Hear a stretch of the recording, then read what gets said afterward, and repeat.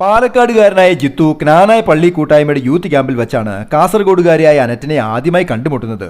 അവിടെ വെച്ച് അനറ്റിന്റെ കൂട്ടുകാരിയുടെ പിറന്നാൾ കേക്ക് ആ ക്യാമ്പിലെ എല്ലാവർക്കും പങ്കുവെക്കാനായി അനറ്റ് ഓടി നടക്കുന്നത് ജിത്തു ശ്രദ്ധിച്ചിരുന്നു. അവളുടെ ചിരിയിലും പ്രസരിപ്പിലും അവനങ്ങനെ വീണിരുന്നു. അങ്ങനെയിരിക്കെ ക്യാമ്പിൽ ഒരു സ്കിറ്റ് തട്ടിക്കൂടുന്നതിനിടയിൽ കഥയിലെ നായികയോട് പ്രണയാഭ്യർത്ഥന നടത്തുന്ന നായകനെപ്പറ്റി അറിഞ്ഞപ്പോൾ ജിത്തു പറഞ്ഞു, സ്കിറ്റിൽ അനറ്റ് നായികയാവുകയാണെങ്കിൽ ഞാൻ വന്ന് പ്രപ്പോസ് ചെയ്യാം. എഞ്ചിനീയറിംഗ് പഠിച്ചുകൊണ്ടിരുന്ന അവൻ അന്നിട്ട ആ ചൂണ്ടയിൽ ക്യാമ്പ് കഴിഞ്ഞപ്പോഴേക്കും അവൾ വന്ന് കൊത്തി. പപ്പയുടെ ഫോണിൽ കുറച്ചുനാൾ അവനുമായി ചാറ്റ് ചെയ്തെങ്കിലും പപ്പ പൊക്കി പഠിത്തത്തിനിടയിൽ പ്രണയം വേണ്ടെന്ന് താക്കീത് നൽകി. കൊറോണ കാലത്ത് അവൾക്ക് സ്വന്തമായി ഫോൺ കിട്ടിയപ്പോൾ സാമൂഹിക അകലം പാലിക്കാത്ത പ്രണയ വൈറസ് രണ്ടാളെയും കാര്യമായി പിടികൂടി. ഒരിക്കൽ ജിത്തുവും കുടുംബക്കാരും അനറ്റിന്റെ നാട്ടിലൊരു ബന്ധുവീട്ടിൽ വന്നപ്പോൾ അവനവളെ അങ്ങോട്ട് വിളിച്ചു. അവന്റെ വീട്ടുകാർക്കെല്ലാം പെണ്ണിനെ നന്നായി പിടിച്ചു. പക്ഷേ പപ്പ ഇതറിഞ്ഞപ്പോൾ അവളെ വീട്ടിൽ പിടിച്ചു.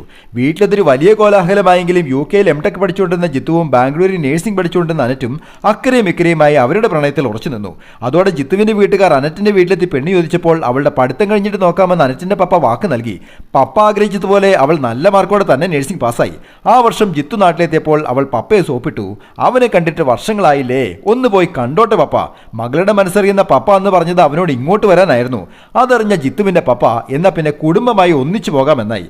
അങ്ങനെ അതൊരു വലിയ ചടങ്ങായി. ചെക്കന്റെയും പെണ്ണിന്റെയും കല്യാണത്തിലുള്ള തീരുമാനവുമായി.